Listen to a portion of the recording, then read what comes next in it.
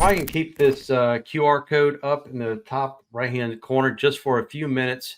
And this is our way of creating that community and pushing out as we get updates on the AI technology coming out over the course of the next couple months. We'll be able to push information out to people. And like I said, most, if not all of these speakers, hopefully they'll want to come back and we'll have a larger event. And we'll be able to build on the basics and on the foundation that we're putting in place today. So, Miss Sandy, if you want to kick off the marketing panel, we have a lot of information to provide. These guys have a ton of information, and I'm excited to hear what they have to say, and I'm excited to learn. Fantastic. So am I. I am so excited for this. Before we start getting into the questions, can we just go around and very briefly just state who you are, what you do, and how you are using AI in your business? Jeff, let me turn it over to you first. Cool. So yeah, Jeff from here in Australia. I'm using AI to help people in the social selling arena, in the network marketing arena, basically helping them to take people along the customer value journey. And it's been a game changer in my game, and just love being able to support people in that space as well. All right. Well, thank you for being here all the way from Australia. All right, William, you're next. Hey, I'm William. I'm the founder and CEO of Genesis Solar Power, and I am a national solar contractor changing the world. Love it. Dr. Corbin. I'm Corbin Allenbrand. My day job is managing data engineering at a company called Quest Diagnostics, but I'm also an AI machine learning researcher. Just finished my PhD in May of this year, so wow. Fresh out of academia. Well, congratulations. Congratulations. Wow. And a data engineer, no less. So Quest Diagnosis, is that the blood lab? Yeah, we do much more than. Okay. See, I just know it as a lab where they hand me the form and I go get my blood work done there. So, yeah, I mean, like one of the things we do is we basically optimize how physicians order labs and stuff for the patient. So that's one of the ways we use AI and machine learning is basically we make people healthier by having the physicians do their jobs better. Nice. We certainly need that for sure. And Matthew. Hey everybody, Matthew Maniac. I'm the founder of Double M Digital and the co-founder of Noble Vision AI. So Double M Digital is a video production company. I'm based here in St. Augustine, Florida. And Noble Vision AI, we are an AI-powered marketing agency that helps to enhance and optimize the customer value journey for small business owners. Nice. Awesome. Love St. Augustine. That's a beautiful place. So my first question, I think I'd like to start with Matthew, since you really do specialize in marketing. What are some common challenges that small businesses face when integrating AI into their marketing, and how can they overcome it? Yeah, so I think that's a great question to start off with. And I think one of the key points to start off with is the fear that's out there. And because we are preconditioned for this idea of what AI is, i.e. Skynet, a lot of business owners I've found are kind of shut off to this idea of what AI could be for them. And so where I like to start people is looking at, okay, what's taking you a long time? And that's usually going to be connecting with your customers, engaging your audience to be more active, and then ultimately guiding them down the process of getting to know, like, and trust you through content creation, through blog posts, through social media, to the point where they ultimately convert into a customer down the line. Jeff, let's turn it over to you. Same question. Yeah, so as a content marketer and in the social selling arena, I 100% agree with Matthew there. It's, I basically teach people how to go through the customer value journey, right? And that starts off with awareness and engagement. And I found by niching down and using AI in that space to be able to help people in the market research to find their ideal audience, they can niche down their market message to, connect, relate, and resonate with people's hearts, and help people become problem aware and solution aware, and take people through that journey, to becoming a lead, to becoming a customer, and through that whole journey. Like, AI has played a whole part in that role for me, And to the point that actually AI has probably saved my marriage. You know, my grammar, my spelling, you know, I'm a high school dropout. That's atrocious. And I just put it through ChatGPT 4 and it could talk in my voice, and I no longer have to reach out to my wife and say, hey, can you proofread this, please? You know, so argument after argument used to happen as human in our household, because I wanted to get things out there live and get it out there fast. And now I can just run that all through AI. And as I keep saying to everybody, this literally has saved my marriage. Okay, Tom, take a note. Next time we do this, we'll have to have a whole segment on using AI to improve your relationships. Right. Whole nother topic. I love it. All right, William. So I, as a business owner myself, when we operate out of several states, I'd say like the struggle for us is, and Tom, maybe even you resonate. And in our industry, it's kind of like a bombardment of marketing options that we have. And I think for us, it's this insane overstimulation that we have. Without an exaggeration, if I don't get 3 to 5 messages a day asking if I want to scale my business by adding 50 new jobs a month, it would be a weird day. I'd be concerned that something happened to my social media. So for me, I think that's the biggest struggle with marketing, with just marketing in general, not even just AI, is as business owners, we are good at one thing, and that's what we started our business with. And normally that's not marketing. That's why Jeff and Matt probably exist, right? And so we're trying to absorb this and understand it. And AI is a little scary. Matt Cochise, I'm a high school graduate, but that's about it. When I think of AI, I'm thinking of Terminator. And that's how it started. And so then it was just through research, it got me interested in AI. But the biggest struggle, I think, with just marketing in general is its oversaturation. And I think AI is going to clean, and cull the herd. Yeah. Yeah, for sure. All right. Last but not least, for overcoming some of these common challenges that small business owners face when integrating AI into their marketing, Dr. Corbin. Yeah, I think, William, Matthew, and Jeff touched on it. There are kind of several objectives that a small business owner wants to achieve. Finding your target audience, like Matt and Jeff were talking about, is a big one. And like what William was saying, is the landscape of these tools is, if you count it, it's over 1,000. Not just from target audience identification, but all the way down to management of your customers. So customer resource management, or relationship management. So I think my biggest advice, and this is for any business size, is first write down your entire workflow from the beginning to end. And then within that workflow, identify your bottlenecks. Where are you spending the most time? Where, if you could improve, you would see the biggest return on investment, because we're in the world where every single stage of the marketing pipeline, there's an AI tool out there. So it's nice because if you can, as a business owner, know where within marketing your weak points are, you can find a tool that helps you. And my second recommendation would be, from that point, don't go to a company that sells you the product to get advice. Try to find a friend, if you have one that's close, or attend events like this where, neutral parties are just talking from their expertise, or, try to find somebody who does independent consulting for cheap. They're more of just trying to help the community, because they're unbiased. As soon as you talk to somebody who owns something they're trying to sell to you, they're going to give you biased advice. So I'll end it there. So well said. And I have to agree with everyone is so on point. A lot of common themes in the same for the same question, a lot of different answers, but common themes. Dr. Ellen Brand, I have to say, I love what you said. I saw a lot of moving heads up and down when you said, write down the workflow and see where your bottlenecks are. There are literally thousands of options out there. Software's out there. There's a lot of fear. You can have a lot of cost. So I want to go around and ask the panel, because there are a lot of options. There is a lot of fear in the marketplace.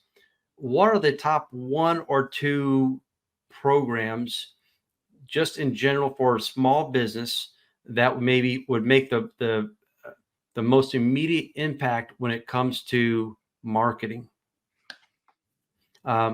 Jeff, why don't we kick off that question with yourself? Yeah, cool. And I'd have to say, like everybody needs to have in their toolkit ChatGPT 4. I actually used to stand against this tool when it first came out. And I was one of those guys out there that were, banging the drum beat that, hey, this tool's not going to work. It can't speak like me. It's got no heart. But actually having to relearn the tool, it's an input-output tool, right? And when we can lay the foundations down, ChatGPT 4, it definitely is a game changer in that space. And then the second tool that I would have to use in a content marketing perspective is AI imagery. Bing Image Creator is definitely one of the ones that just I'm probably using myself 20 times a day, just creating awesome images. I love that. And we are going to have a whole panel just on the generative large language model, Midjourney. I'm sure Sora might come up. You have ChatGPT. Google has theirs. There is a whole host of generative AI tools coming, and ChatGPT and one of them. Excellent question, Dr. Ellenbrand. Same question. Yeah, I think for a small business, there's freemiumware, like there's free versions of stuff. Obviously AI chatbots, so ChatGPT is one example. Google has Bard, HubSpot has their own. So there's various of these AI chatbots. That's a good place to start because it helps you with kind of the day-to-days. Another one would be, it goes by various names, but content writing. So something that can crank out, marketing emails or marketing blog posts, and then convert, let's say, a blog post to a YouTube video, basically going between channels. There's Get Genie, there's Jasper, there's various softwares for those. And then kind of what Jeff mentioned, AI image generation. So OpenAI, which owns ChatGPT, has DALL-E too. It produces good images. There's Jasper Art, there's various other versions of this AI image generation. But to touch back onto what I said earlier, really figure out what you're not very good at in your job, and then try to find the tool that's free for that. And that's going to help out most immensely. Awesome. And I'd like to go back and have you expound on some of those programs, but for lack of time, we may not be able to. Matthew. So I'm actually going to come in here and throw a couple curveballs. So I actually like to use Claude as a language processing one. It works very similarly to ChatGPT, but I find that the outputs are a little more robust, a little less canned. Because if you use ChatGPT for long enough, you start seeing the same responses and same sentence structure. I find that Claude is able to get a little more in depth with it. And actually come off a little more organic. It also has a lot more capabilities for some more expansive, say, content needs. As an example, I'm doing some work in the Web3 and crypto space, and I was able to leverage Claude to basically translate raw code into hypothetical scenarios that we could then leverage as part of a greater business plan. Then another one that isn't really being talked about a whole lot is in the video space, and that's Runway. I've actually been able to leverage that to take images generated by things like Midjourney and DALL-E and convert images to videos. And so there's a big sort of movement that's kind of brimming right now in AI filmmaking as far as being able to leverage these AI generated images, converting them to videos, and then being able to tell stories through that technology as well. I'm going to stay with you, Matt, for a real quick follow-up question. You mentioned Runway. That is a standalone piece of software. Is that right? Correct. Okay. And we had a Facebook user ask, how do we get to Claude? So I believe the URL is just claude.ai, but if you do a Google search for Claude AI, it'll be the first one, I believe, that pops up. Awesome. William, a couple pieces of software. The crazy thing is, like, being the last dance speaker here, I need to like write down your question because I'm so absorbed into their responses. I'm like, what was it? But I do remember it. I'm actually going to dumb it down for myself and like other colleagues of mine that I know are watching with us, and say, like, we've been using AI for a long time. So a lot of us as small business owners, like, our Outlook accounts have AI in them, right? AI, that artificial intelligence, my emails are automated. My automated response times are triggered to come back. You're using that every day. So if you want to talk about like simplistic programs, if you're like, hey, where do I start? Because there's some people, Claude, I'm pretty sure I have a twice room uncle in my family named Claude. That's a terrible joke, but if you were trying to pick a place to start, automate your emails, your CRMs, all our CRMs. Somebody mentioned HubSpot, great CRM is all automated. Your internal processes that you're probably using now, that you're paying for today, are probably AI supported and you don't even know it. And you're already paying for it right now. So it doesn't have to be something as complex as writing a ghostwriter book through ChatGPT, or something as just setting up your emails to follow up if they're unresponded every 5 days. That is artificial intelligence at its core. Right. So well said.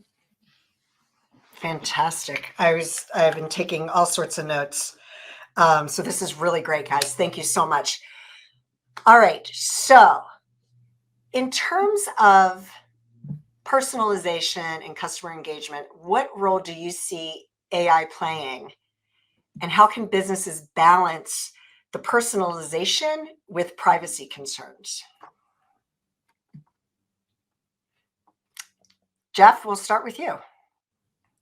Laptop Lifestyle Dad. Is that your podcast? That's my brand. That's your brand. Okay. Don't have a podcast just right now, but I am about to launch one. And yeah.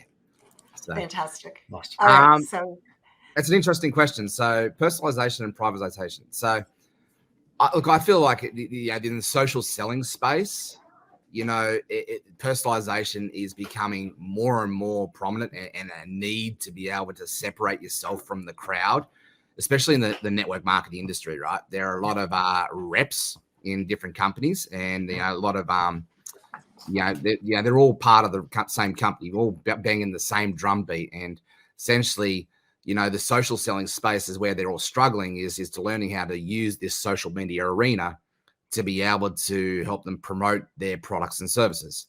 The network marketing industry has some great opportunities. It has some great products, but it attracts those people and they're into that. And then they go, oh crap, now I need to learn how to market myself. And personal branding is definitely a thing that it's going to become more and more prominent in this space to be able to help you to separate yourself from the rest of the crowd, to raise above the noise and essentially create your own business around using other people's products and services. So, basically teaching people how to leverage these awesome tools out there. Matthew mentioned Runway. Well, I've been experimenting lately with HeyGen, which is another video AI tool out there. And some people are out there now using these tools to create like a faceless type brand and, turning like these mascots, like my caffeinated kangaroo, and turning that into a talking, moving motion picture and bringing that to life. And what I'm finding personally in this space is it's, when you can create something unique and something like this caffeinated kangaroo, it's memorable, right? So like how that was born, just quickly, like I put into ChatGPT 4 and I said, okay, look, I want to create a brand wrapped around, the Aussie larrikin like Steve Irwin and, Big Kev back in the 90s, and some real iconic brands. And I wanted to make it my own, put a bit of a spin about my history. And I just wanted to come up with a catchphrase for I'm excited. Well, it came up with and said, look, I'm as excited as a caffeinated kangaroo jumping around on a trampoline. And so I ran with that concept and I was able to use that as part of my brand moving forward. So now Jeff Ross is known as the Laptop Lifestyle Dad, also known as the caffeinated kangaroo. And it's been AI has been a really huge part in personalizing that brand and making something that's a memorable experience that people just see the caffeinated kangaroo right now and they go, right, that's Jeff Ross. And it's really thanks to ChatGPT 4 and image creators and tools like HeyGen that have brought that to fruition. Love it. I'm just going to go around here. William, you're the next on my list. So what are your thoughts on that topic? Another great example of me getting so absorbed into his response that I half remember the question. But if I'm really struggling with this one. Well, that's I was so absorbed with his caffeinated statement. I'm writing that part down. But like in regards to customer facing in personalization, I'm pretty biased with this. I am the most black and white business owner that you could meet. I don't need to be sold. I'm a numbers guy. I'm a hit me with the facts. Cool thing for us is AI, at least for us, it has allowed me to lower my cost of payroll with our customer facing platforms. Our systems, and they're still even developing, getting better every day, but they send notifications and updates to all our customers constantly. I no longer need a human body to do that anymore. And believe it or not, AI talks better than me. So that's really cool. Personalization wise, I think in the B2B world, because we do a lot of business to business too. Um, so I'm definitely really biased here. Is I don't like to be wined and dined. AI doesn't do a very good job at that. I don't feel like it talks to me wine and dining wise. I think if the cool part is like setting up your prompts. I think that's the word you use is telling it how to speak to people. I think is a huge benefit in kind of a league of other business owners that I'm in is how they talk to each other. And that personalization is crucial. But I think that if you're not careful, you can really AI yourself into a bad place in marketing. I've seen it. Matter of fact, I've gotten two today. Some of them are pretty ludicrous, and you can tell they're fake. So I think that in regards to like how we're facing each other and our customers are going to be really a big benefit. And AI already does that for us and saves us money. I think Chat GPT is like $20 a month. It has saved me at least 200,000 a year. Put that in your pipe and smoke it, right? So Wow, that's pretty cool. that's incredible. Thank you for that. Wow. Dr. Corbin. Yeah, I think there's two ways to approach personalization. There's personalization of our brands, as our company. I'm going to talk about personalization of the product.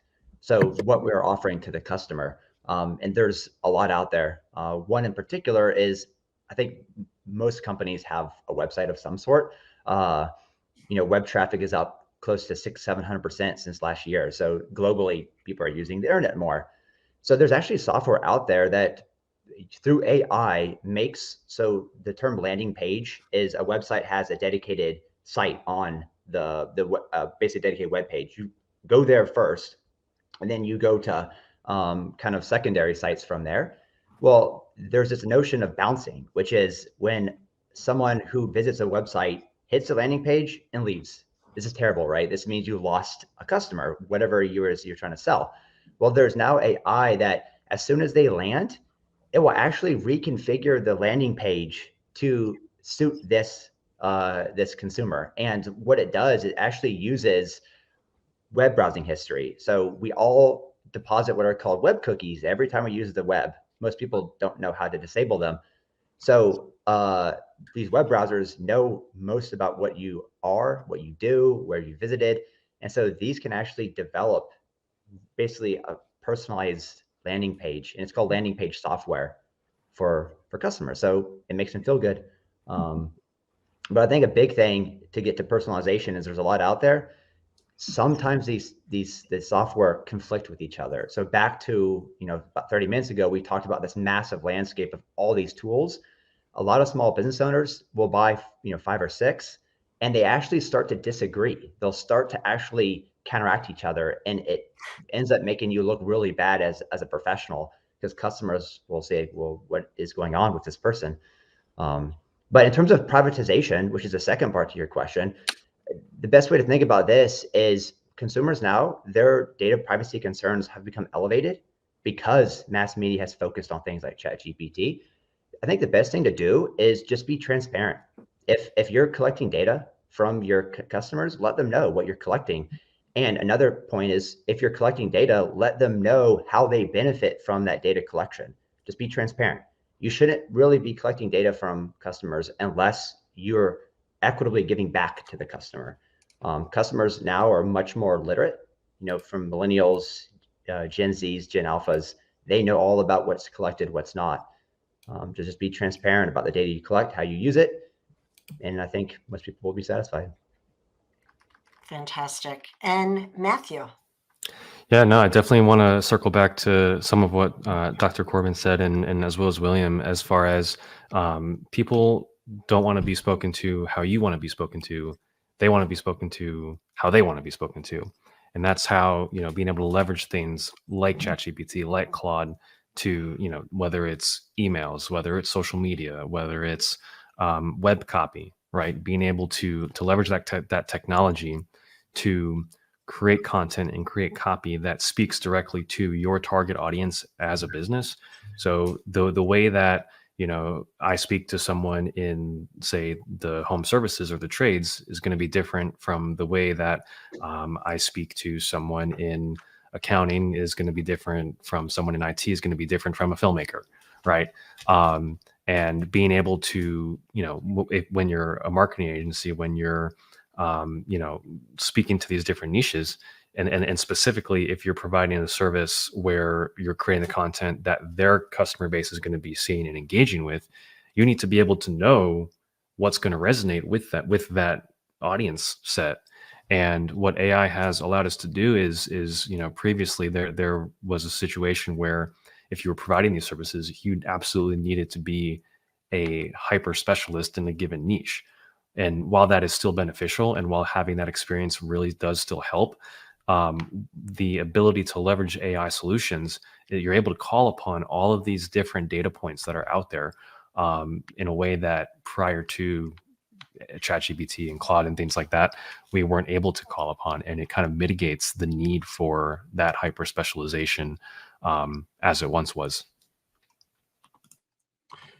Awesome. So we have about 5 more minutes, maybe a little bit longer. And there's I have so many questions. We don't have enough time. You guys are absolutely crushing it, and I wish I could know half of what you guys know. So one question I want to explore is, with all the options, and Dr. Corbin, you said there's over 1,000 different options that people have, a lot of different softwares. What's going to happen in the next, we'll say, 12 months with AI technology? What's the end game for maybe just a year out as far as AI development? And Dr. Corbin, if you'd like to maybe start this one off, I'd love to hear your answer on that, your insights. Yeah, I think there's somewhat of a scale issue. It's unavoidable here because the large businesses are going to have access to those cutting edge, state of the art technologies. Just licenses alone get up between 6 digits for just a single license for a lot of these.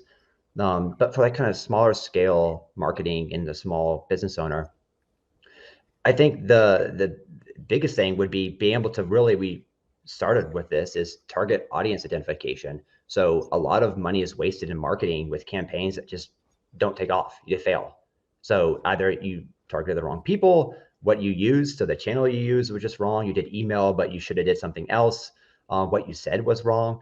And so really the name of the game now is going to be integration. So there's a lot of independent kind of independently operating softwares. Bigger companies, so for instance, Salesforce is a big company, big customer relation management, and they do other things, is integrating it all into one package. So maybe not in the next 12 months, but definitely within a decade, you're going to see basically one software in some sense that you pay a license for that does everything from marketing email creation to managing customer concerns to prioritizing which customers' concerns are more important than others. So I think integration is the biggest thing. Right now, the best thing for people to do is, again, try to figure out where they need help most and figure out which tools or software attack that. Otherwise, you're going to just throw darts at a dartboard, right? And just try things and they don't work. And sometimes it causes you to lose your business if you don't do well. Awesome. Matthew. Yeah, no, I mean, pretty much exactly what Dr. Corbin said as far as the name of the game is integration. And we look at the saying that the trend is your friend until the very end. And so what we're at now, I believe firmly, is the beginning, the tip of the iceberg of a new age of technological solutions that small business owners that, like, you don't need to be a tech expert to leverage AI. You don't need to be, running Microsoft, running Apple to be able to leverage these tools in your business. And it's like events like these, listening to podcasts, reading up on the solutions that are available to you and what's going to move the needle in your business, I think is where people need to start. But I think before that happens, a lot of business owners need to get over that mental block of AI is scary, AI is Skynet, XYZ, because at the end of the day, we look at a lot of these LLMs, and it's really just algorithms. And when you understand that it's only that the output is only as good as the input, and while for the most part we aren't seeing incredible movement in towards AGI as fast as say the mainstream narrative is proposing, understanding that is still, it's still out there, it's coming, it's just a matter of when. But a lot of that has to do with again, just understanding the landscape, understanding what it is that we're dealing with, and not being afraid of it, but just asking the question of how can we leverage this in a ethical way? How can we, be on top of this so that way we don't lose grip on it, basically, I think is where the focus needs to be. Awesome. So I want to, because we only have a couple more minutes, I want to change the question a little bit. And for William and Jeff, name like the top 1 or 2 challenges small businesses are going to face implementing AI into their business, and how would you solve that? Jeff, do you want to? Yeah, great question, and it sort of ties into Corbin's and Matthew's answers to your last question as well. And so essentially, integration is going to be a solution, but I think in the next 12 months, it's going to be a very overwhelming space. It already is.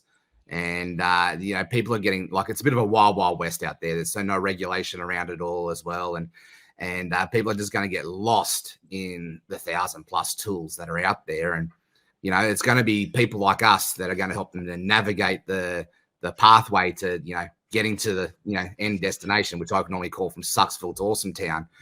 But yet also, I feel like another solution to this space is, Facebook and Google and all that, they're already working in this space. And essentially it's creating that holistic, integrative, the metaverse, right? So, they've already got consumer products coming out there with like the Ray-Ban glasses that are tapping into, AI, and people are able to, start looking at their lens, and they can, be in a trivia question night, and the trivia question will come up and the answer's there. So, that's, I believe, is where we're heading. But it's also, I think, while we get there, it's going to be a very overwhelming and a bit of a scary, daunting place until people start to see it become more mainstream. Awesome. William. I'm going to answer this in a unique way. And I'm actually going to say, I know you asked for some struggles, but I'm going to answer that and say that the next 12 months, I would wager, are going to be the easiest months for small business owners. And I'm going to say that in respects to, yes, all these other guys, your answers were 100% correct. And I say that because the technology that we're currently using now, and I'll talk about this more in a different panel, but have caught on to AI, and they are now building their own internal AI software inside the programs that we're already using. And so I think small business owners are going to find it easier, and as the next few months goes along, to start finding a place to start than they are at this current moment. 100%. I've seen it right now, and we're using it today. Awesome. All right. I really appreciate everybody's input. The marketing panel here has been absolutely amazing. Definitely want to give you guys a round of applause.